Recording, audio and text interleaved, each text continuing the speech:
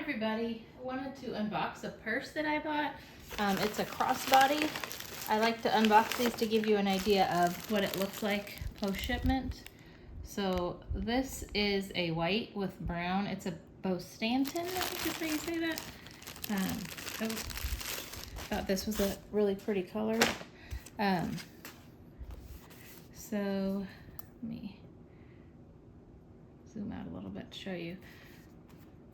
So here's they have their logo on there, but I really like this color combo. It's really kind of a creamy off-white with this leather. And I like the size of it because this is good for travel. There's a nice little pocket here that you could put maybe like a credit card or something in if you wanted. And then, I'll take that out. There's a little magnetic clasp there. And in here, you have a little pouch. Then you have a zipper pouch that opens into different sections. So, and here's a strap. So when you want to turn it into your crossbody, you have that. I'm gonna put that back in there. And then you've got your little slots for any credit cards, license, whatever documents you might need. But I like the size of it. Thought it would be a good little travel purse.